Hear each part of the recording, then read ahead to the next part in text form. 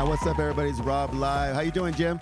Now I'm really great, man. Yeah, we're having a good time. We can hear you now. All right, this is take two, folks. You know we don't hide anything from you. This is take two. As always, love that you guys are there. Want you to like and subscribe. I just had a very huge moment last couple of days raising some funds. Shout out to Ivan Legaretta, my boy from Lemoore. Ooh, did that theme come back? Came back. No, that's fine. And we're really grateful to be back. And it's been a very tough couple of days. And so I thought, hey, man, let's have a laugh. Jim, you want to have a laugh? Let's do. It's been a while. So we brought in a comedian today. Let's hear it for Julian Aguilar. Thank you, crowd. Thank you, crowd. Hey, everybody. Hey, back off. We'll get a real crowd for you one day. Okay? And we got Alma from Selma. Yes. Thank you, guys. So Julian is somebody that I've been watching for a while. That sounded creepy, huh? What site did you find me on? What's it? Oh, Too Many Fish. There's one right now. I don't know all the dating sites now that I'm married, but it was like too many fish in the sea. My friend does them also. He tells me. But anyway, Julian, what I found out, you being a local comedian. Wait, would we say comedian / promoter? I mean, you do everything. And Alma, I know you do the promotion and management side. What would you call your official title? Producer? Producer. Yeah. So you produce shows, but you also perform at these shows? Yes. I was wondering because you always put Julian Aguilar Presents, but it doesn't really say if you're hitting the stage or you host it. How does it work? Yeah, I usually am the host of the shows. I think it's more of a surprise to them. Like, whoa, I don't know you're going on. I thought you were just producing the show. So yeah. So I guess that's how they find out that if I'm funny or not. Like, oh, he's out there. So I want to make an apology and a confession to both of you. Okay, the confession is that I've never been to a Central Valley comedy show of any type. I have not been supporting. So that's my apology. That's my confession, and the apology is that I should have long time ago. I was living in the L.A. area. I was living in Santa Clarita, but before that, I was in the Bay Area. Okay. And then when I got back home, it's been 10 years now, I haven't really re-entered the comedy scene because I am a big fan. I like going to different shows. Yeah. But I haven't done anything locally. So I was going to come Monday, right? Yes. This Monday upcoming because Yeah. Comedy Jam, Monday, January 6th at the Portuguese Hall in Selma. What time do we start? 7 p.m. 7 p.m. We're going to say it's like 17 times, and we're going to put it on the links, you guys. Jim, you done any local comedy? Have I done? Like been supported, come out to visit? No, not here. When I lived in Bakersfield, I did, and Okay. it was really popular over there with the college kids. Okay. Yeah. So we're going to have to bring it back because you guys are doing some things now. And I believe that when you are in a place of being a creator, right, as we are, and you have fellow creators, we need to support each other. Yes. You know, you guys are Absolutely. coming on the show and giving us some great content. We want to come out to your shows and also support you guys as well. So I vow that in 2025, I will be at multiple shows. Yeah, I'm prepared to name drop. Yeah. So there's no excuse. You'll be able to attend many shows. Thank you. Thank you. So how long you been in comedy, Julie? 2010. January 2010 is my first open mic. Man. Yeah, I was in Fresno at a downtown. It was a place called Heroes. It's not there anymore, but it was an open mic. Danny Minch was the one that ran that room. He still does comedy today. Yeah, Danny Minch. Yeah, and my first time on the open mic, I was on stage for 30 seconds. I forgot my bit, and then I forgot it all. I was preparing like all week for this 5-minute spot, and then 30 seconds in, I froze, and I go, you know what? I'm sorry. I asked the crowd, come on, clap. It's my first time. And then as soon as they clap, it was still gone, right? So I'm all like, that didn't work. And that was the only laugh that I got. And I thought we'd be back next week. And then sure enough, next week turned to multiple. And Wow. now we're here. Now we're here. Well, I was talking to you guys off camera, and I talked about how I commend anyone who has the courage to get on stage. Whether you bomb or not, whether you're the greatest or you're just getting started, it takes a level of courage to just even get up there and have an audience just looking at you and like, make me laugh. Yeah. Because, they can be ruthless. Yeah. Depending on how much alcohol is involved and who's there that night. And, I figured if I ever decided to do it, I would tell everybody I know, and so my grandma's in the front row, so it's nice and safe. Go, mijo, you funny, right? If I ever tried it, but a lot of you guys, you just go out one night, you don't know anybody in the crowd, nobody's doing you favors, and you're like, make me laugh. So I want to know what made you decide to get up there and expose yourself to such, harsh conditions. Oh man, that's a good question. Probably because I wanted attention. I never got it from my parents. I'm just kidding. No, he's an attention whore. Really. Yeah. I was backing that up. Yeah. 100%. No, because I mean, everybody who grew up in high school, everybody wants to be the popular kid. And I tried everything. Dyed my hair pink, painted my nails to be goth. Yeah. Yeah. So Did it work? Any of it work? Or No, not really. like, there's Julian. None of it worked. I was the shortest person in my class and back in high school. But I don't know. I guess I just tried it one time and I was like, okay, let me. Some people said I was funny, like in college, and I was all like, all right, well, let me give it a go. And then, sure enough, people are attending the shows now under my name. So it's kind of. And you're producing the show, which is even like bigger. Most guys will just hit the mic and do that side.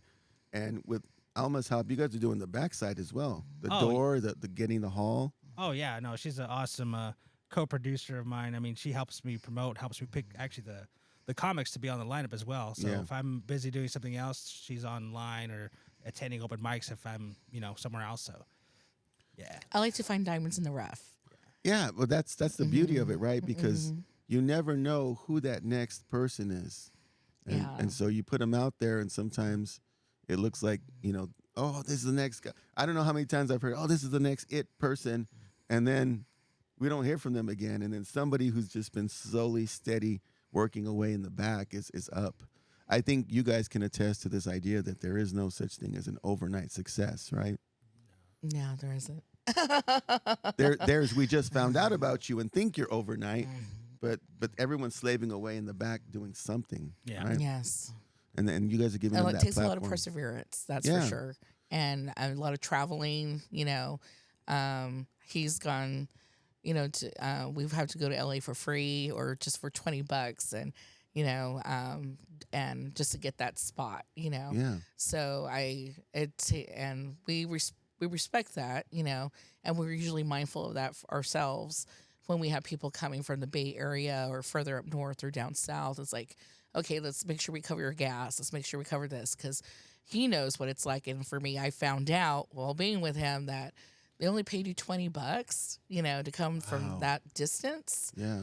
But but you do it because you want that time. You want to be able to be on that stage, and you want the opportunity to work with other comedians and other people. Yeah. Well, here's what I've noticed, just kind of peeking around and listening to podcasts about comedians and stuff, is that when you first get started, a lot of times it is for free, right? You're doing it for free based on the platform and say, hey, we have a spot open at the Comedy Store. Yeah. Like, oh, that's a big name place. They're probably going to get a good chunk of change for being there. And a lot of times it's an exchange like, hey, you're coming to the Comedy Store. We're giving you a platform. That is your compensation. Is that kind of how it is? Yes. Yeah. I think Comedy Store. I forgot what other comedy club in down south. You have to bring like 10 people just to get a 5-minute spot or 10-minute spot. That's how. You have to have them paid, and then you get to perform. But that's a pretty smart marketing on their part. Yeah. But for you guys, it's like, all right. No, we don't do that. We don't demand for people like I know for us for our shows we don't demand people like, oh, you need to sell this many tickets and then you'll be guaranteed this much time, or we don't do that because we feel that, as I know for me from what I got from Julian, is like as producers it's our responsibility to promote the show. We don't make it their responsibility. Our job is to put together the talent, to have a show that kicks butt, that people want to come again. So when they see Julian Aguilar presents, Aguilar Comedy Presents, they're like, oh, that was a good show we went to. Let's go again. And we've been very fortunate that we have people that buy tables all the time because they look forward to the next show. Yeah, returning customers. That's it. Yes. That's it. That says a lot, because you can sucker them in once and give them a terrible time and take their money, right? But if you're doing a great job and you give them a nice show, they're coming back. Mm-hmm. So to me, that's the statement. So here's what I'm excited about that you guys are doing is, let's say I'm a comic, right, up and coming guy here in the Central Valley, and I'm trying to make it. I don't have that pressure anymore to have to save up and drive to LA or even Bakersfield or the Bay Area, because somebody's giving me a platform right here where I live, this area, and that's you guys. Yes. Now, are there other promotion agencies or groups that are providing a platform for local comedy? Oh, yes. So many. Name drop. He name drop. Okay, he name dropped Danny Mitch. Danny, I love you. Mwah. Okay. Danny Mitch. You might have heard him in the past. He was on 104.1. We've definitely heard him, yeah. But he hosts a mic over at DeChico's in Old Town Clovis. DeChico's, yes. I always hear about that. On Friday, he does a slice of comedy. But if you are wanting to see if you have the comic chops, I recommend you go on Wednesday, a night over at DeChico's, Old Town Clovis. And they have Just the Tips comedy show. So he usually brings, they'll have a main headliner, sometimes a feature, and then after that, you'll have an open mic. So there's a sign-up list for that, and you get maybe 3 to 5 minutes to perform. And that was where a lot of people here in the Valley have gotten their start. There's also an open mic over at Hideaway Bar in Sanger, and that one has been hosted by many different people. And the latest person I saw that hosted that one was Juan Dolaria. Was it Dularia? If I get that sorry right. we butchered your name. Juan Dolaria. Juan Doluera. I think it's Juan Doluera. Yeah. And he usually does it, I believe, on the fourth Thursday of every month. But if you want to go to a weekly one, that would be Old Town Clovis, DeChico's with Danny Mitch. Danny Mitch. Yeah, that's the one I constantly see on Yes. Facebook. Jim, are you aware of all this comedy happening? And Not at all. I got to do another name drop. Let's hear it, And we have Tillarious with Jeremiah Nation. He does one over at Kuya Brewing in Tulare. Okay. So that's another open mic, and he does it every Sunday night. So if you're further down south, I recommend that you go there. And then there's also in Bakersfield at The Well. And I'm not sure which nights that they do it on, but if you look them up online, you'll see that they have several open mics that they do each week there too. Yeah, Daniel Betts runs that The Well in Bakersfield. Lindsay and Daniel. Lindsay and Daniel. I'm sorry, Lindsay. But I got to say this. Shout out to Daniel for being on the Mr. Beast games on. He was on that? Yeah. On Amazon Prime. So how do you get on that show? That I don't know. I do not know. What's Daniel's last name? Betts. Daniel Betts, we are calling you to RobLive to tell us what it was like to be on the Mr. Beast show. So please, there's the invite on camera. So now we have this comedy scene. I'm feeling really guilty. I don't know about you. That I'm like, there's no excuse. Because everybody loves to laugh. I mean, Yeah. there's nothing wrong with. I mean, there's something wrong with you if you don't like to laugh. Exactly. We need to get out there. So I'm going to go. I'm going to support at least each group that you've named at least once, because I want that to continue. I want to keep that alive. And I think one of the biggest things we can do is we can say, oh, yeah, you're doing a great job, but get your butt out of your house, show up, pay a cover, buy a few drinks. That's right. That's how we support, right? Yeah. Yeah. And have a few laughs. Now, I want to tell you guys a couple of comedy. I haven't even told you this one. Setbacks that I've had, right? Not as a comedian, right? Because I've never tried that, but just trying to put shows together and trying to attend and to be a part of it, right? So, like I told you guys, I've been a teacher for a long time. Jim's at Liberty High School. I'm at Sierra Pacific, the Golden Bears of Hanford. I'm in my 20th year. You're in year 10 now? Year 11. And so we have this thing that we try to do on our campuses where you want to get the staff together hanging out. So we started this thing called Teacher Night in comedy. And I started this at Rooster T. Feathers. Shout out to Rooster T's in Sunnyvale. Book Julian. And this is in Sunnyvale, California, right? Yeah. And Columbia Middle School. So we got our dollar beer night. We got our comedian. And what was cool is I remember one time the comedian, they gave him my number. And he called me during the school day, right? I'm at school. And he's like, hey, you guys, y'all teachers, right? I'm like, yeah. And he's like, all right, I'm going to put some jokes together for you. What's your school mascot, right? And he asked me all this school details about the school. He's like, what's your principal's name, right? And he starts writing material on the way up. And then we get there that night. He roasts my principal, made fun of our mascot for 5. Like, it was real personal, right? Yeah. So that was the glory day. So that was the victory. The defeat as a promoter, putting this together as a teacher, right, was that we did a nightclub once. First, the alcohol license was taken away. That was the sign, right? No. Then it was $5 cover with about 20 comedians. So you knew it was open mic night. Yeah. So, it's hit and miss. Some people on their first try, others are on their 20th try. So we got a guy on his first try. He got a little desperate. He ran out of jokes. People weren't laughing. And my mom never shows up to these things, but she came that day. She drove from Stratford all the way to the Bay Area, and she's in the front row, right? If you are at a comedy show and you don't want to get picked on, where do you not sit? In the front. So there she is in the front smiling, and this he's dying, right? He's dying on stage. And so it's like, all right, what do? Go after somebody in the show. So he goes after my mom, and he kind of had that Cat Williams thing, Yes, ma'am, I'm going it right. And he talked about all the things he was going to do to her for 20. I'm like, oh, my please, goodness. That's my mother. Please, let it end. Right? And I'm telling the promoter, get him off he's clearly dying. He's out of material. So, yeah, that was a fail. But then the funniest one was they said, hey, we're going to book this comedian, and he's going to be at Rooster Teeth Feathers. We want you guys to check him out. So they called me ahead of time to go to his show, and his show was like this little, it was about the size of this room, this place, right? Oh, wow. And I saw a mic and a stool set up in the corner. I'm like, oh, okay, he's going to be there. Then there was rows of chairs all the way through. And we get there, and I'm like, what time does the show start? It's about 8:30. It's 8:30 now, and it's just me and my friend. Just us two. And I'm like, come on, some of the people, I feel bad for the comedian, but I also knew that if there was nobody else there, that he was going to tell jokes to 2 people for the next 20 minutes. And that's what it was. We were sitting there. That's happened to me over in Oh, Clovis. my God. Where it was me and my date, and we were the only ones there. And this man, the one who was performing, he was on Blackish.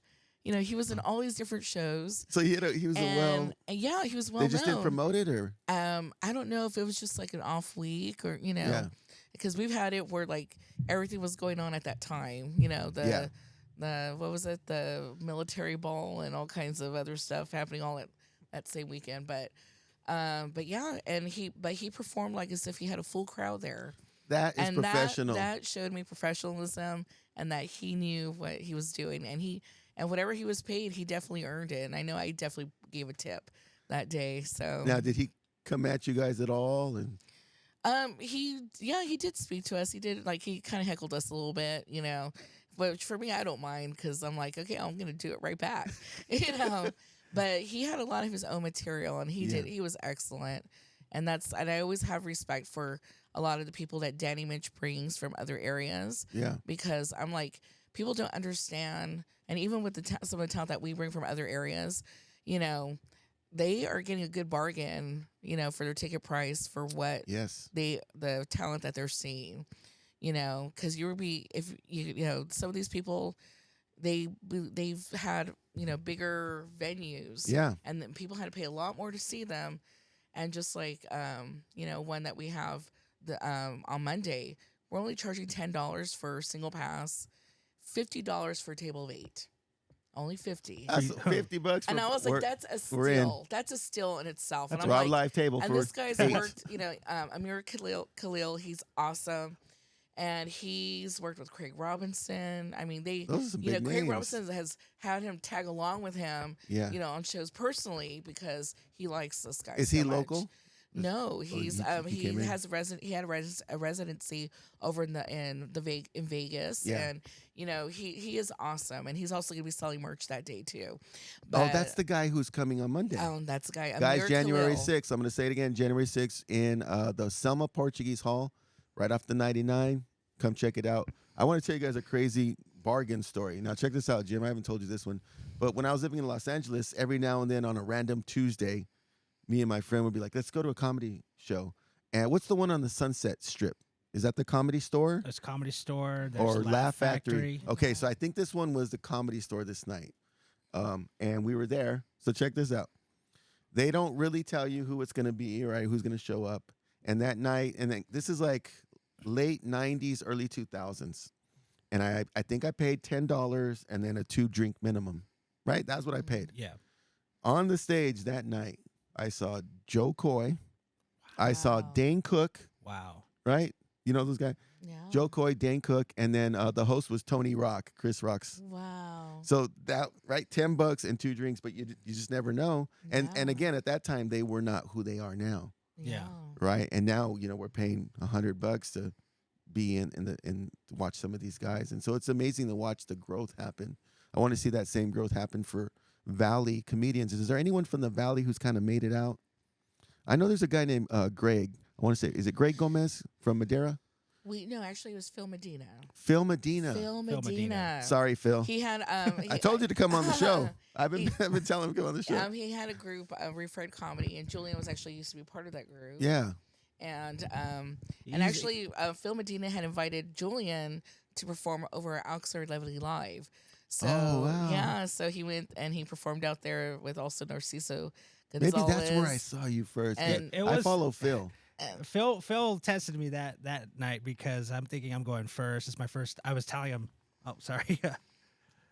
I was telling Phil, I go, this is my first comedy club debut, Yeah. and he goes, all right, I'll put you somewhere that I think that'll fit your spot.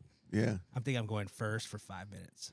He put me right in front of the headliner for 10 minutes.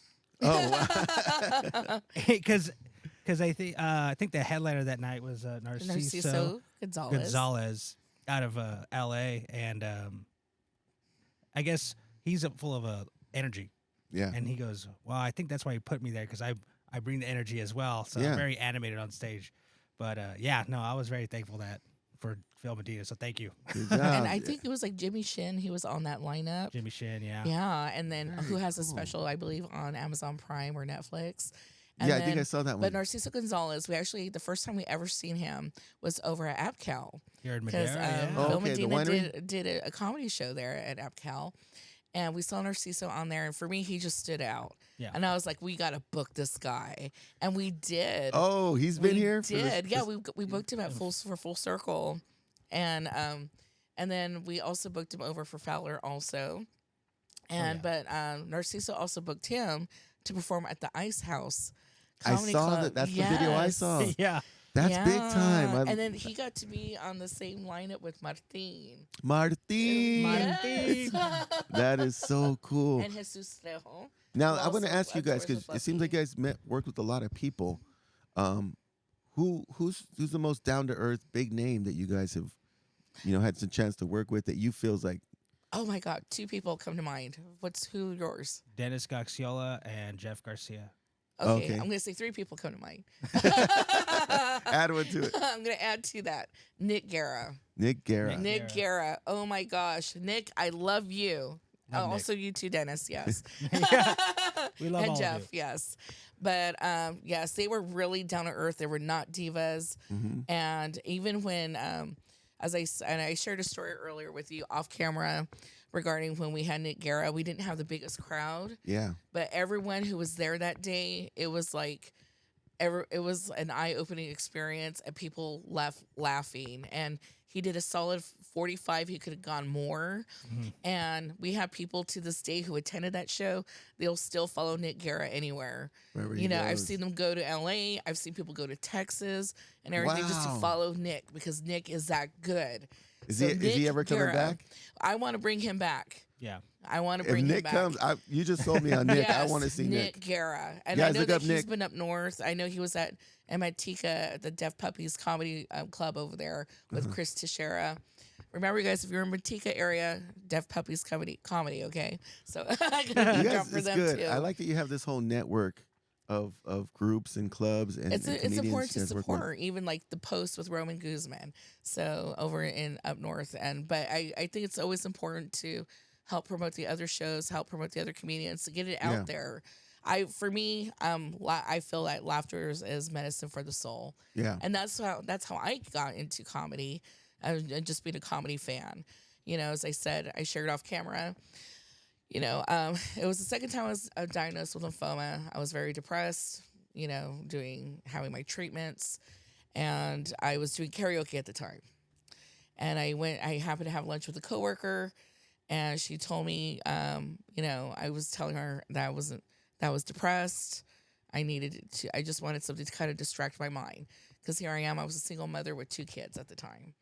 And, you have these fears, and I was just, I didn't want to think about, some of the possible, things that can happen when you have a diagnosis like that. Yeah. And so I liked karaoke, and I definitely used comedy to get my mind off of that. And she had me become friends with a guy. I was actually a couple that was on Facebook. So this was a setup. Yeah, she had me. She's all, and because at the time it was his name with another person's name. That was the Facebook name on Facebook.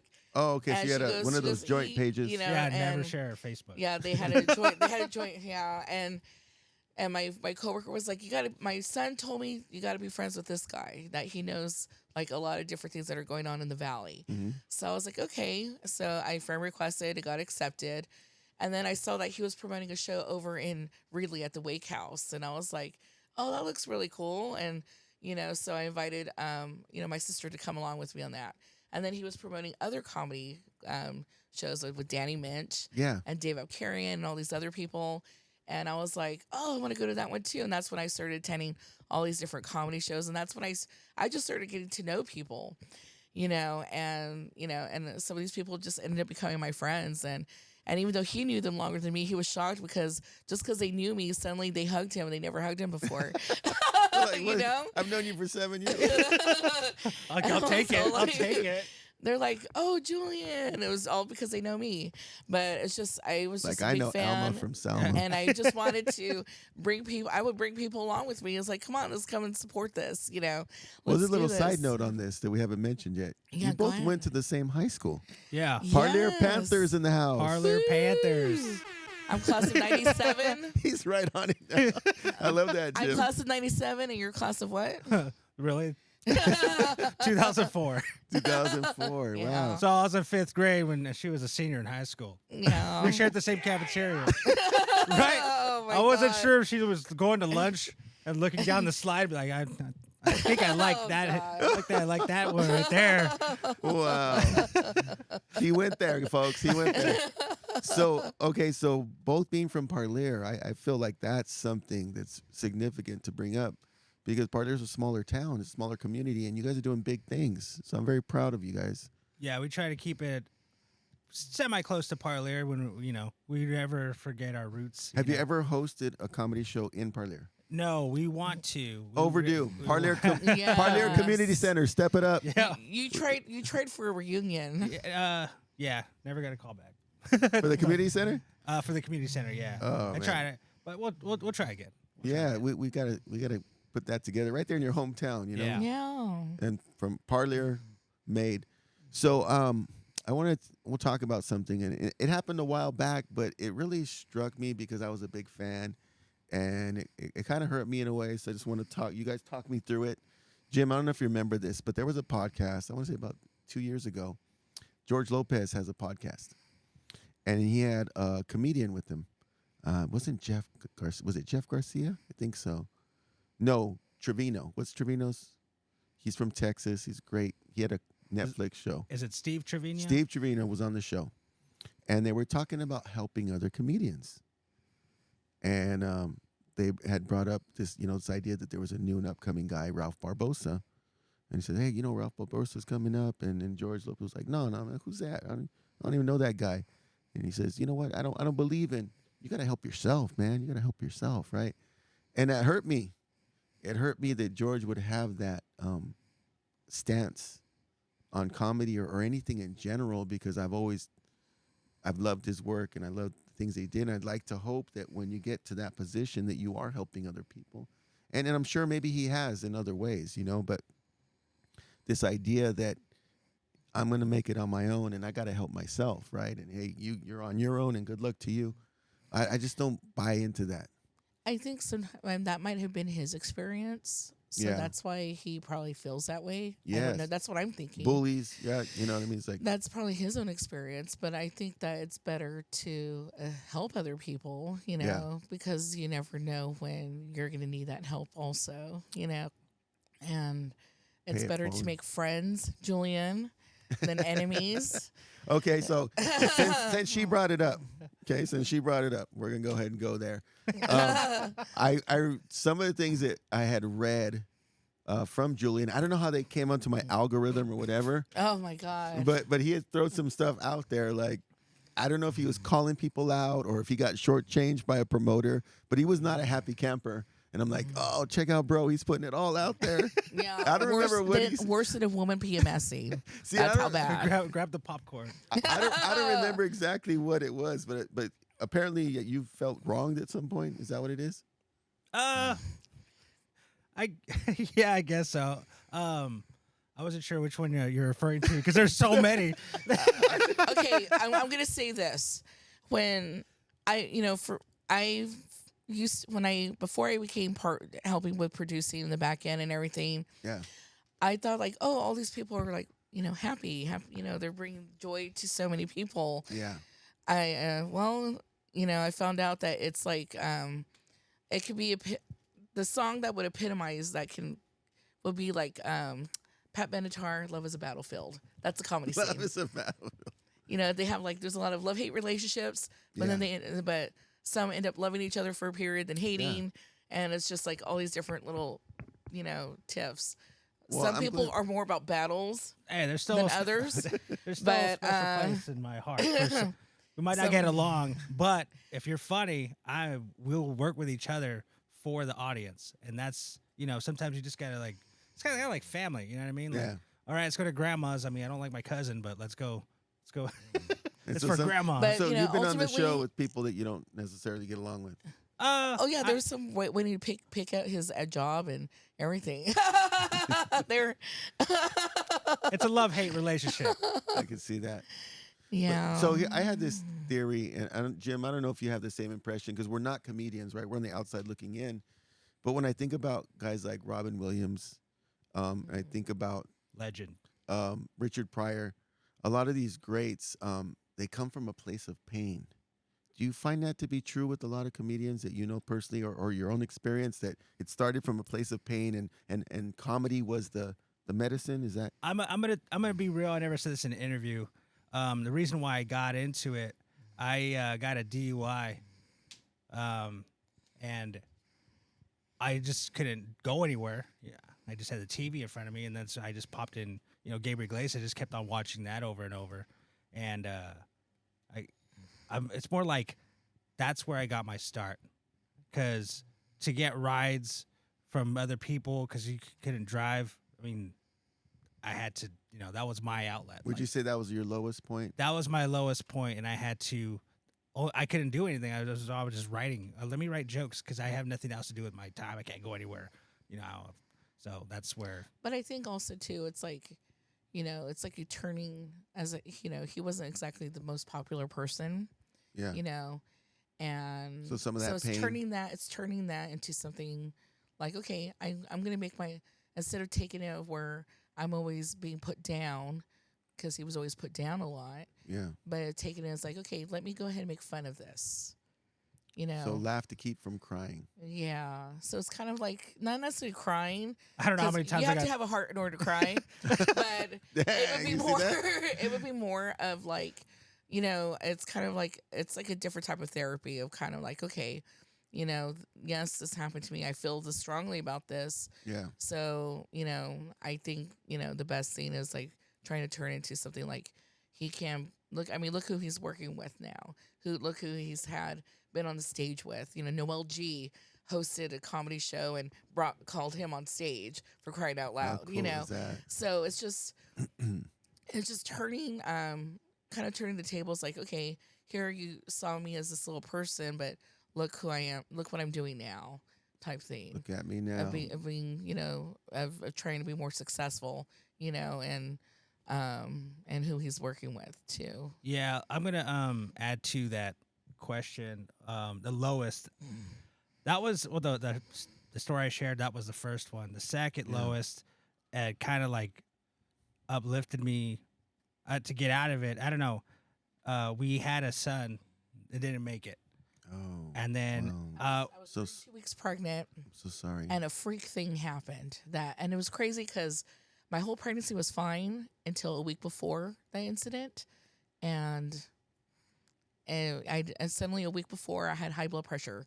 So the doctors didn't see a big deal about anything. Yeah. And then, but again, we lost our son at 32 weeks. He was stillborn. And then, I was like, I got to get out of the house. And the only thing that I could fall back on was stand up. And I asked, I forgot who I asked for stage time, or I went to open mic and I was just full of, I got to get, got to make people laugh. Yeah. Yeah. So went to, I forgot. Full Circle has an open mic every Sunday. So they call it Cobra Comedy Day. I think it was Full Circle Olympic at the time. It's not there anymore, but they had open mic, and then You went out. Yeah, it's just one of those things. I mean, comedy's that's who I am. Yeah. Yeah. So it kind of helped me through it. It helped to deal with the pain of that. I know. My wife and I, we I don't know. Have we talked about that, Jim? That we lost twins. We talk about that. Yeah, and it's, that pain. It's a different pain. Sorry to hear that. Yeah, it's a different pain. No, I feel you guys. It's a connection between us right there. It's interesting how you said certain things made you want to do comedy. I've never told Robert this, but I've always had a monologue like in my mind. You had? Yeah, but it's Let's I can't go. I Let's can't get go. it out. But it's, Give it to me. I'll rehearse it. And we're going. it's not. It's funny because my parents, and this is not going to don't judge anything on what we do, but Bill Cosby's albums, my parents used to watch or listen to with family. They would come over and they would we didn't know anything drink at the time. martinis, chill, and just listen to it. And I loved Bill Cosby's act because it was real. It was more of life experiences. Yeah. So that's my comedy. Is like we've talked about this growing up. One joke would be, I think we were the first people in our neighborhood that had a swimming pool, but it was a trash can that we just filled up with water.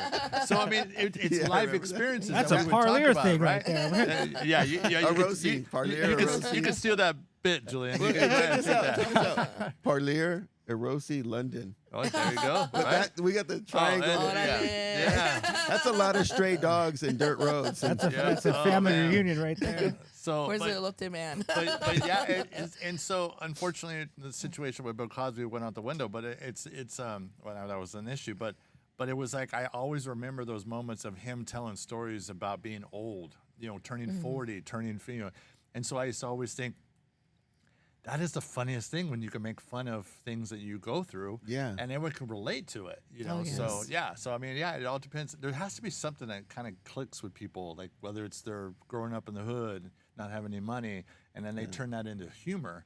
So I think that's Take a your big, pain. yeah, Turn yeah. it humor. Yes. And that's what you've done. Wow. And so you said your first time was what, 2017 or 2010.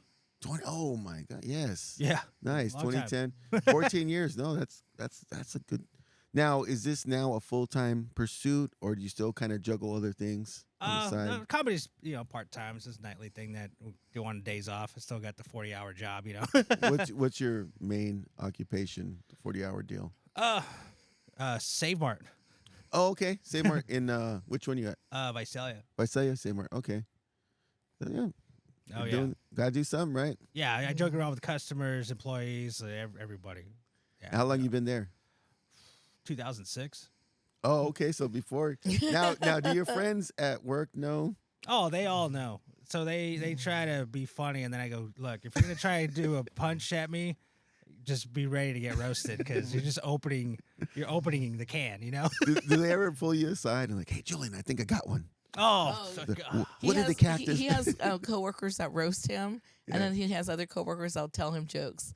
Oh, hey, you should say this one, Julian. yeah. You should do. Yeah. Have you ever exactly. used something that was thrown at you, or is it hard to take somebody else's stuff and make it yours? No, it's actually pretty easy. I'm gonna steal that. They're like, yeah, go ahead. But I wouldn't say it just like them. I would, like you said, Make it kind your of own. make it my own. Create it. Like, how can I put myself into his shoes? And if I'm not stealing, they told me. What was your first like big laugh where you threw? What was the joke or premise you threw out there, and you were like, oh shoot, I can do this. Like this is my thing. It's gonna be kind of out there. Well, I'm gonna try to keep it. Was it Ty Palms? It was Ty Palms, but it was the 3 African Americans in the front row.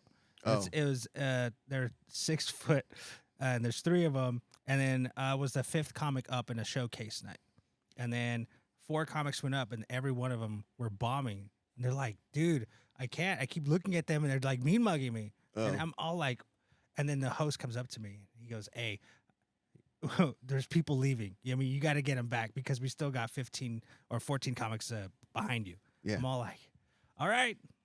So I'm just like shaking it up, and I run up on stage.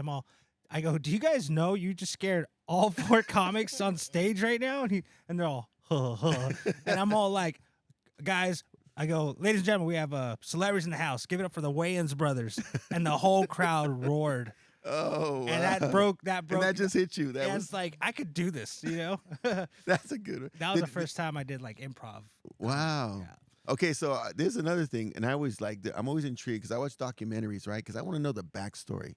What is it like backstage at a comedy show? Are you guys all just hanging out having drinks, or are you rehearsing? You going over bits? Are you writing on a pad? What's happening back there? Some comics are writing on the pads, and some people are, talking, having a cigarette. Some people are at the bar, but we don't usually have a green room. We're just open, It's a meet and greet before the show. We kind of had like a designated area, and like at Full Circle, we kind of had a green room where I put like some snacks. Yeah, and drinks that was for the nice. people. So I like to have a little something, it was especially when we have people coming from long distance. Yeah. Yeah. Do you ever get like the weird workplace stuff where somebody stole somebody else's lunch out of the fridge, or somebody? Oh, that's happened to me at took work. all the beer. Someone took my breast milk. Twice. Did this make the stage? Not yet. I'm gonna let her have that one. Yeah. No, I've only barely been on stage myself for. I was going to ask if I was Elma from encouraged Selma. by another promoter, Frankie Murrieta, and his wife Christina. We're good friends, and they actually started. They got into comedy because they attended one of his open mic shows that he was producing called Jokenasium. Yeah. Again, so you work out your jokes, Jokenasium. And Jokenasium. It's like, who came and up with that was when we met the whole Murrieta family, and then Frankie, he started producing his own shows, him and Christina, and they ended up they had a nephew that passed away, and Christina was like, Elma, you're funny, she goes, I want to book you to do a show, and I was like, I'm used to doing the back end. I go, I'm not used to being up front, Yeah. I'm up front for work. My coworkers know I have no fear of public speaking. Yeah. None whatsoever. So what's the day job for you? Oh, I work with Department of Rehabilitation. Okay. We help people with disabilities find employment. We work with youth and adults. And so basically, if someone complains to me like, oh, I have back pain, I can't work, I'm like, we have a quadriplegic person who's getting their master's degree and they're becoming a manager. Or we have this person who has all these issues and, they're obtaining their degree to do something great. Yeah. A person who's deaf and hard of hearing becoming a lawyer, and even There's our plenty of material there. Plenty of material. Well, but it's very inspiring. I love what we do for our agency. I first started working with case services, but now I work. I'm the personnel liaison, so I cover all of Central Valley from Stockton to Bakersfield. So Nice. yeah. Oh, you guys very productive, and then you have all this energy to do this entire comedy scene. That's pretty And impressive. we got kids. Oh, okay. So how many kids? We share We share a 4-year-old a son. 4-year-old son, Fireball. He, I don't know He's where a character in himself. Yeah. He is And then I have 2 daughters from a previous marriage. Okay. Are you guys based out of Selma, or I just I assume live in Selma. because of the hall? Yeah. Yeah. Now, how did you score the Portuguese hall? Actually, We did a couple shows a couple years ago. Yes. Well, what happened? We did a show over at Legends. I'm going to tell the story. Is that okay? Yeah, that's I'm fine. going to tell it nicely. This is good. He leaned back. I'm so going this to is a say good it one. Did you see him? nicely. He's like, oh, you're going to tell Because him that one? the main guy involved, he's my landlord, and I don't want to get kicked out. Okay, so I'm gonna say it. What's his name? What's Joey. Hey, we love you, Joey. Dwight Nelson. Dwight, we love you. Okay, he owns the auto mall. He owns like probably like 80% of Selma, but but we did a show at Legends, and and at that time we had Kabir Singh. Rest in peace. Rest in peace. Yeah, rest in peace, Kabir. He recently passed away, and but amazing guy, and died too young, that's for sure. And he was also a very humble guy, very pleasant to be around with, and we got to work with him a few times, not only in Selma but also in Porterville, with another producer, Rick Carrillo. Yeah. But we had Kabir Singh. We had Saul Trujillo, who is he was in a recent magazine of being one of the top 10 comedians in the nation to look out for. Because believe me, if you see Saul, he's awesome. He's funny. You don't want to miss him. Saul Trujillo, you guys, okay? Saul Trujillo. And we hope to get him back again. But we Saul have come back. Kabir. We had Kabir, Saul, Amir, who's going to be there on Monday, and a few other folks. But when we were at Legends, we sold 260 something seats. Wow. 242 people Sold it out. Showed up. And as I said, we promoted. This is like 2 days after Christmas, you guys. Yeah. 2 days after Christmas, and you would think for it to be packed on a day was it on a Monday or something? It was a Monday. It was on a Monday out of all dates, and the manager at the time was shocked because he was like, he never had it booked, packed like that. Because we told him, we will put the butts in the seats. We're not asking for a percentage of the drinks or the food, but we just want to hold an awesome comedy show here. Yeah, the Mondays are slow for them, so it's like we want to bring you a crowd. And we did. I mean, we had like after Thanksgiving special $5 tickets. Some people got their tickets for $5. Some people paid more for it. And again, people don't understand when we're bringing all this talent, you guys are getting such a good bargain. And even for all these other shows that are done here in the Valley, you're getting such a good bargain. It was by far Take one of the best advantage. shows we've ever done. Yeah, and Kabir at that time he was one of the quarterfinalists on America's Got Talent. Wow. Yeah, and when he came, and he was like fresh off TV, when he came at that time, for us, and it was excellent. I mean, I couldn't believe it. We went to an after party after that show. I never had an applause break. We people going into a bar gave him a standing ovation. We walked when in. we walked into the bar, and then everybody's like, "Yeah, I'm all." I didn't even get an announcement. There's no music playing. You know what I mean? Yeah, but it was great. And even with that show that we did over at Legends, how long ago was that? This big 2021. Yeah, okay. 2021. Well, we wanted to do another show again, but we sold a lot of tickets for the Mr. next Nelson show. wasn't. We sold we already sold at that night without people knowing who our next headliner was. We sold 14 tables that night. Just off the name. Just because of that show being so good, people were like, "I want a table for the next show." Yeah, and they bought. Julian they purchased Aguilar a table. Productions. Yeah, that's it. All right. and no Saul was headliner. like, "I never seen that before." He goes, "Did 14 people buy tickets for?" And I'm like, "Yeah." I go, 14 tables are already sold.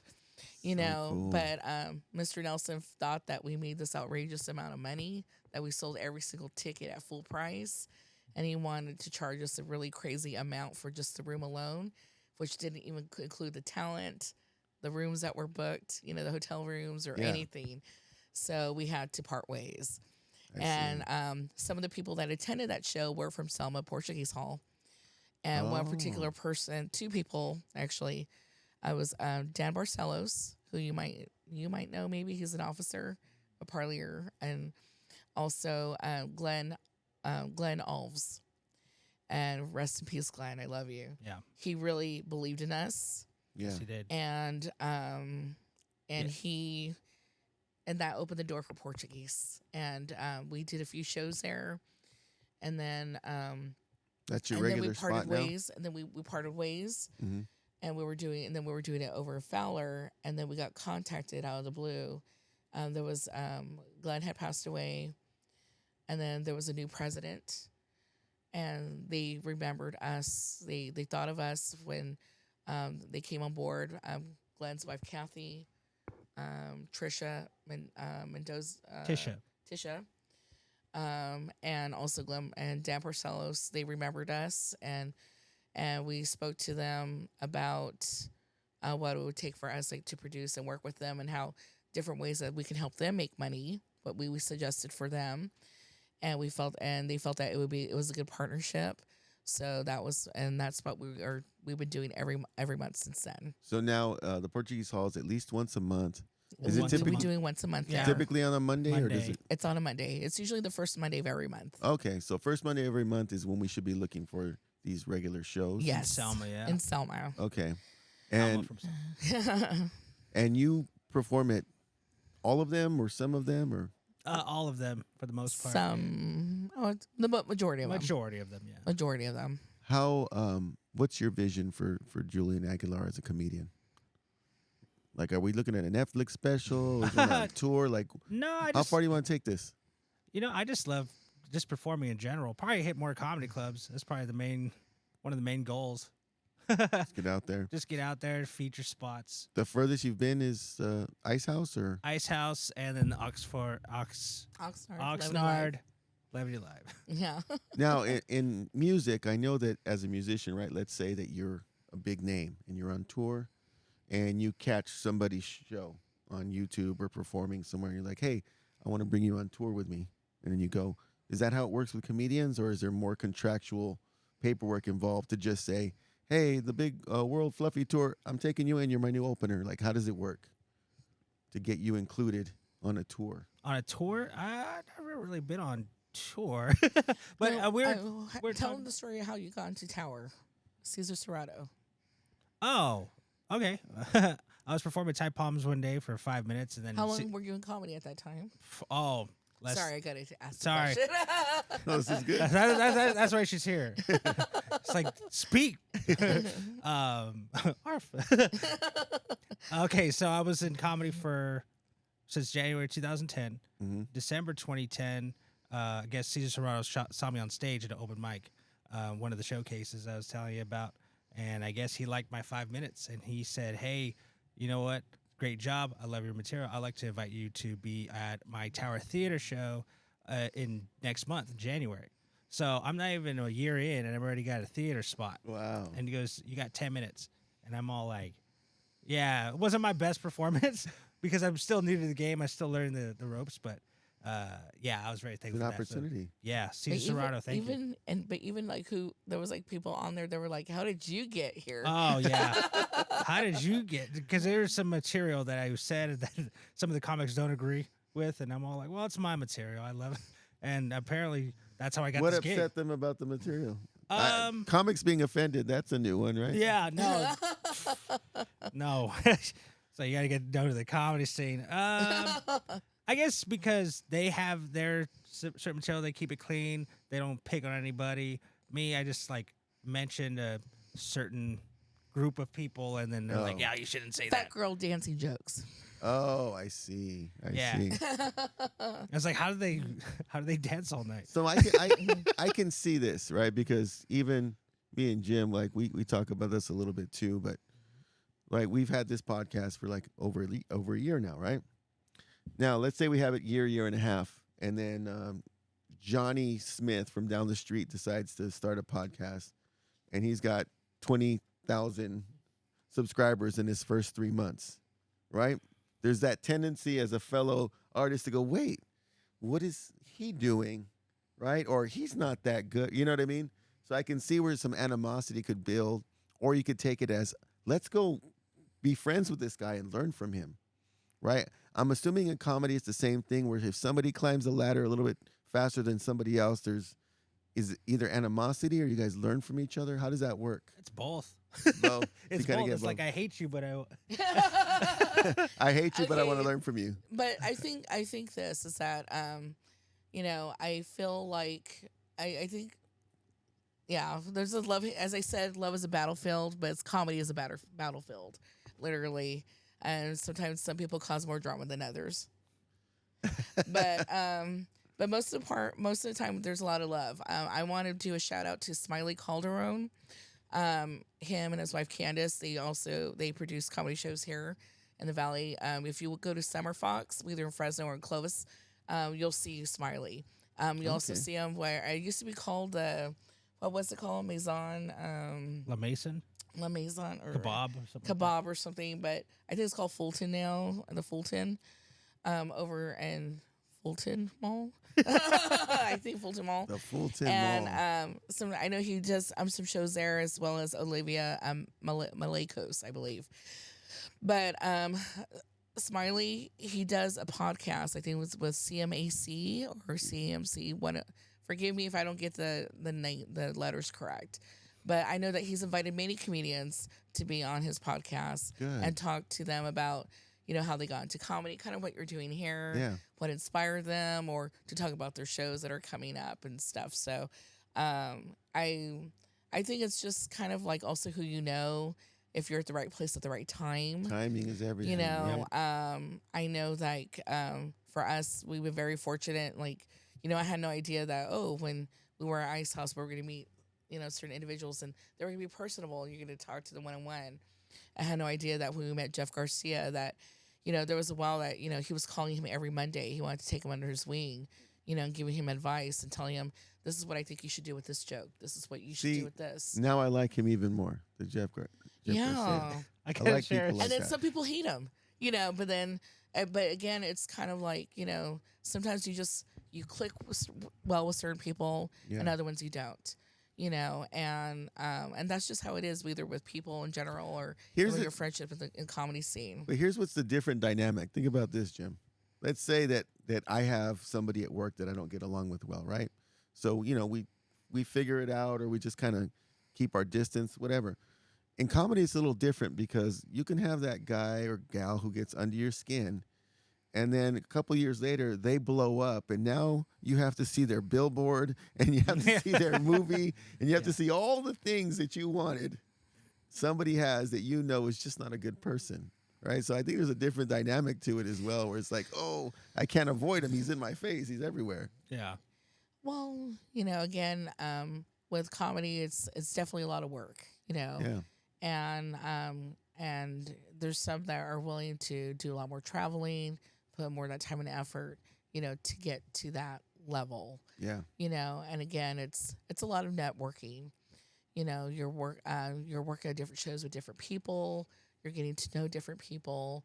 And one of the things that I enjoy about producing comedy shows is getting to know the different comedians, and to develop that relationship and also, to have respect for what they do, So let me ask you this, because there are some unspoken rules. Like, Jim, you do your tennis coach, right?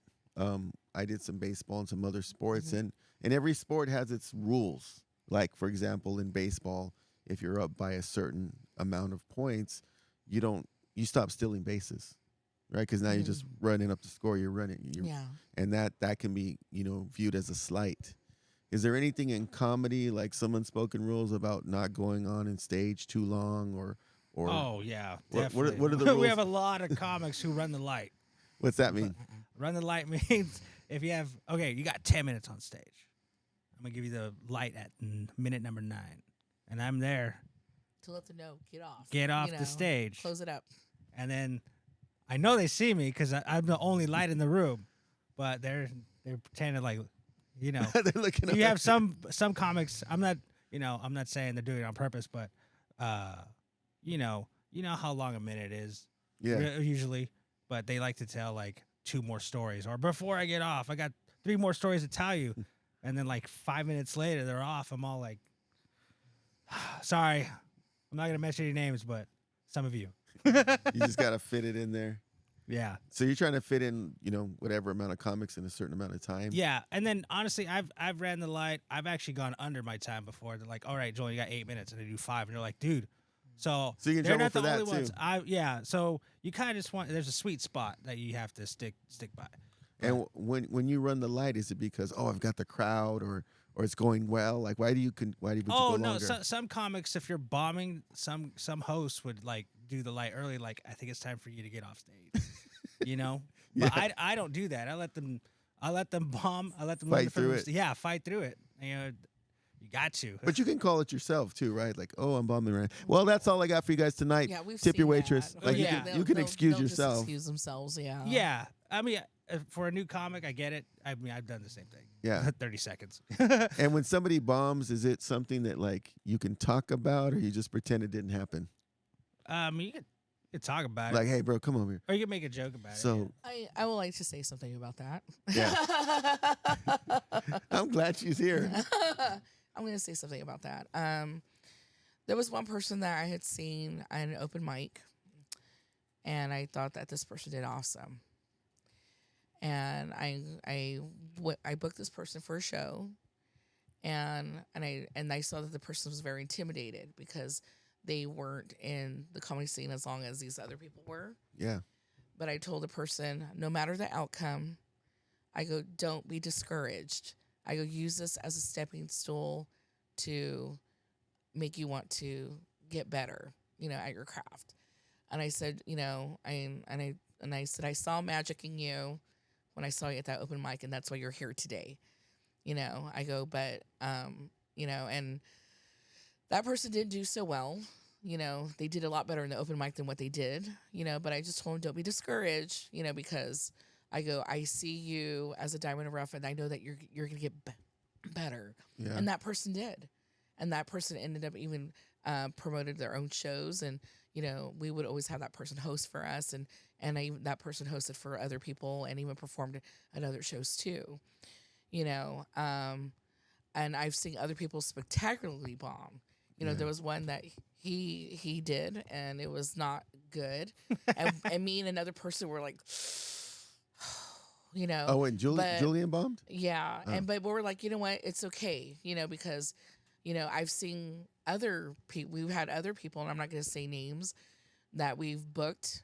And it's like, okay, we're paying you this amount of money, and they did not do well, you know. And maybe they were having an off day. Maybe they weren't feeling well. Maybe, you know, maybe their heart just wasn't in it at the time. I don't know. But, you know, you can't have success without failure. And it's okay. It's okay to bomb, you know. Yeah. But the thing is, like, okay, you don't just stay there. You're just like, you know what? I'm going to learn from this, and let's just move forward. You know, we've had shows where some shows didn't go as well as others. And it's like, okay, we had to double back and be like, okay, what went wrong here? Yeah. You know, was it the people that we booked? Or was it... You got to reflect, right? You know, it's always good to go back. And that's, you know, that's what I've always learned. Like, okay, what worked? What didn't? Yeah. And then, you know, what do we need to tweak here to make this better? You know? Yeah, I got to get better at that. Jim is really good at that. He'll be like, hey, the lighting or you know, something. It's interesting what they're talking about because it kind of relates to what him and I deal with in class. You know, because there's sessions where, like my first period is always my roughest. But then after I get going, my second, third period, it's like, okay, I'm getting the hang of this, right? You kind of feel like, because you get the crowd control, you get the kids are they engaged and everything, and so now we're standing up every day, brother. We're doing this all the time. So just need a mic. Yeah. Well, I don't. I'm and we have a captured audience too. Yeah, and they can't go anywhere for an hour, right? They're stuck there. So, but yeah, it's kind of the same thing. And I actually do make jokes in class, and I'm more of a realist. I like kind of talk to them, and they're, you know, and I think that kind of builds the character of who. And I think too, it also depends on, like, I know, like, if we have a certain type of crowd, some jokes that he would say, they don't work for that crowd. Yeah. You know, you have to read the and room. You'll hear crickets chirping, and yet, yet there's a different kind of crowd, and they're all cracking up and laughing. Same joke. You know, so I know, like, for us, when we have, you know, shows at Full Circle or in Fresno or wherever, you know, it's like, oh, you know, we know that our crowd is different here than what we would have in Fowler. Yeah. We know that the kind of person that we would bring to Fowler, we're not going to bring to Selma, you know, or that person might work, but, you know, we can't bring certain people there because, you know, of what we know, you know, the kind of jokes that they say, you know, like if someone is cussing too much. Yeah. You know, if someone... Is that you, Julie? you know, so just a lot of different things, you know, it's like certain things are permitted, some are not, you know. So it's kind of, you know, your crowd, and you're like, you know what, they would appreciate this kind of humor Other ones, not so much. That's what I love about the 559 comedy scene. I'm just gonna bounce off of you. Yeah, go right on ahead. No, because the 559 comedy scene, we got dark humor, you got explicit humor, you got one of the comics. I think he's the only one. The Christian comedy, Lonnie Pally. Lonnie. Lonnie. He's the cleanest Central Valley's. Yeah. And shout out to Lonnie. Shout out to Lonnie. And but actually, well, I'm gonna do name calling on this one. Yeah, here. go ahead. Well, Lonnie Pelly, definitely a Christian comedian. And then there's also, I believe, Ruben Quintana, also. Ruben Quintana. Ruben Quintana, also Christian comedians. But if for also clean comedy, we had Trent. If you want like a clean comedy show, Trent Babb and Danny Mitch. I know that they have booked some clean comedy shows. Okay. So if anyone is looking for a clean comedy, definitely contact them. Okay. Yeah. So check this out, and I don't know if I even told you this, Jim. We have this like annual teacher kickoff conference every year, right? Yeah. CTA puts it on, and Jim, I don't know if you guys do one out here for Fresno County, like a kickoff event, but we have it every year, and it's optional. Teachers show up, and we go to the Holiday Inn. I call it the Holiday Inn because I'm older in Visalia. What's it called now in Plaza Park? Wyndham. The Wyndham, yeah. So we go to the Wyndham in the conference, and we have a guest speaker. Well, this year they booked a comedian for the first time. Oh, awesome. So that was different. But again, you say different crowds.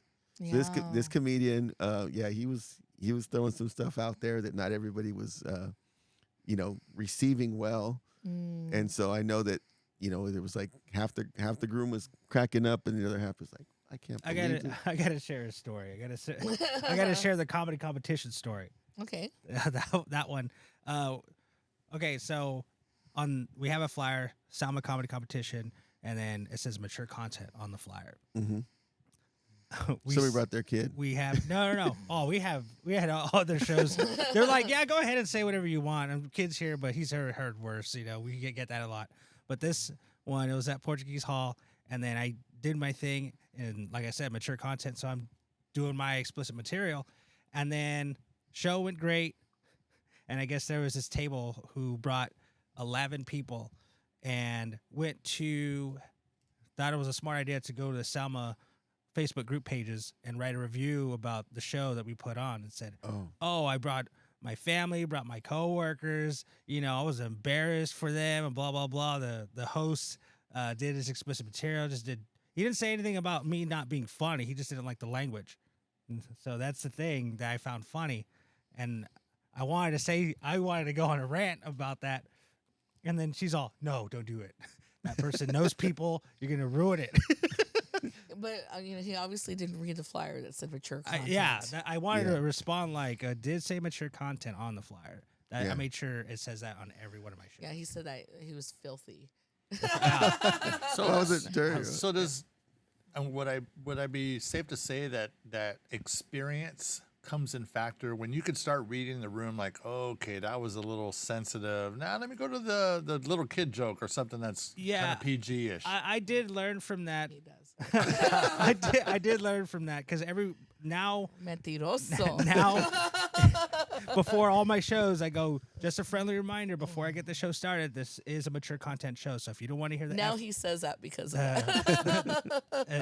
Mature, so now I say that now, but knock on wood, nobody has left yet. So I'm very happy about that. Well, hopefully we have more coming. Yeah. So I want to repeat again, viewers, if you're out here in your local area, I know we got Ireland in the house. Thank you again for being out there. But for anyone who's local in the Central Valley area, Monday, June 6th. January. What did I say? June. June, that's a long time ago. January. Where am I right now? He's ready for summer. Yeah, look it up. Okay. You're still a winter break teacher. Oh, my God. He saw the sun outside. Everything shut down. Monday, January 6th at the Portuguese Hall in Selma. Doors open at 6 p.m. and the show goes on till break of dawn? 9. Till 9. How many 9. comics we got coming on stage Monday? I think we just added 2 this morning to the lineup. 6. 6 comics, guys. And what's the cover? Cover right now, you get your tickets through Elama for 10. We just barely put the Eventbrite. I'm on a late train for 15, and then at the door it's gonna be 20. So we can But purchase if you these want online. A table of 8, $50. 50 but you have bucks, to message guys. me. message. Yes. What's the best number to reach you at? You can message me on my cell phone, 559-273-2544. Or One you more can time. find me. Okay. My cell phone number is 559-273-2544. You can text message me, or you can find me on Facebook at Elama Ramirez, ELAMA Ramirez, RAMIREZ, and or also on Instagram, same name. There you go, guys. So come on out. Julie, you want to add something before we go? Oh, yeah, no. I'm sorry. I got to share this story because it's so funny because she's new to the comedy scene, but she doesn't know famous comedians. Okay. Okay. Wait, which famous ones? Okay. 1 second. Oh, that one. That one. Okay. Oh, so God. so we're at the Ice House in Pasadena, and Yeah. there's a main room, and then there's the small room that I was at, and they're both shows going on at the same time. Ours got let out first, and then I'm not sure. There's this redhead man right there. He's just standing around, and she bumps into him, and she's all, "Oh, excuse me." She's like, "Oh, it's okay." That redheaded man was the headliner of the other room, Andrew Santino, who has so many specials on Netflix. Andrew Santino, yes. He has a great podcast, too. Yeah, and I was all, "Did you know who you just bumped into?" She's like, "No, who?" I go, "That's Andrew Santino. He's very famous." And it's so funny. He's all, You know the thing about him? I like him as an actor. Have you guys seen some of his work? "Oh, I forgot what movie." Yeah, he had a Jim Carrey produced show about comedians on HBO called "I'm Dying Up Here." Do you remember that? I was angry when it got canceled, and it was Andrew Santino was on there. He's one of the guys, and also he's on that show Dave, on it's on Hulu. Dave the rapper, Little Dicky, and he's a great actor. As well as his podcast. So I am a big fan. I wish I had bumped into him. Would have been a different experience. But thank you guys for coming, and I'm Thank so you for glad I got having to us. bump into you guys on social media. I will continue to support. And I've said it right here, viewers, and I'm going to put it on RobLive on the Facebook page when I show up to my first Julian Aguilar produced comedy show. I'm going to be there. We're going to check you guys out, and thank you. We won't sit in the front row because they'll come right after me. Like, that big-headed podcast guy. He's got his white ball frame with him. Right. But we will be there. We'll be hiding in the back, right, Jim? Yeah, I think it's just. I think we should look it up. I mean, No. we could get a table. I mean, I Yeah. think we could get a group of guys. We're gonna buy a table. This Monday I'll be on the Love Boat. I'll be on the cruise ship. Oh, speaking of that, okay, so we heard one of the funniest comedians on the cruise ship. Oh, you should, cruise ship. And with- Carnival, and Was it Boca Negra? it was a black guy. I forgot Oh. his name, but he was from Florida. But he came to, they flew him in and stuff. But so not to downplay Carnival, if they ever want to sponsor us or whatever, we'll go, right? we love you, Carnival. Yeah, but it was like it was a different experience if you ever been to Carnival, right? So it's and the one we went on, and he just ripped into us. Being, wow. that I've never seen so many Section 8 people on this type of boat. Oh, it was bad, but it was so funny. He had us rolling.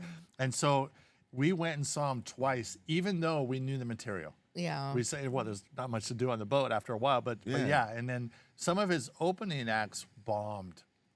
He was the main guy, but he had an opening guy that was at our table when we were eating one time, and I just wanted to ask him, like, what do you do? And, but I didn't want to embarrass him, but I was like, what do you do when you get to that point? And because it was crickets. It was crickets, and he shortened it, and then they gave us almost a 20-minute break before the next guy came. And normally it's 10, 15 minutes. So they hit the lights on him? It was sunlight. It was Is like this a flashlight, or what are you doing back there with the Oh, just spotlight? a little flashlight. Oh, you just click, click, click, Little click. click, yeah. Okay. But I I'm mean, gonna look for that it's funny that these jobs are. I mean, they flew that guy. I think he was from Florida. So, Oh, wow. But he was funny. He was really good because he ripped on all of us. Well, I'm gonna let you guys know who it is when we go. But again, I want to thank you. We are going to be at a show when we get back. I'm going to find out the next date as soon as we get back from our cruise on the 13th of January. Yeah. And I want to support what you guys are doing. Oh, Okay, thank Alma from Selma, thank you. Yes. Oh, thank you Julian for having Aguilar, us thank here. you for coming in. Thank you for having us. You guys, if you want to check them out, we're going to put links to their work, to their upcoming work, to their production company. If you want to follow local comedy, you have two people right here with us today who are keeping it alive and providing a platform for local comedians. But until next time, it's RobLive, Jay Chance saying love, peace, and chicken grease. We out.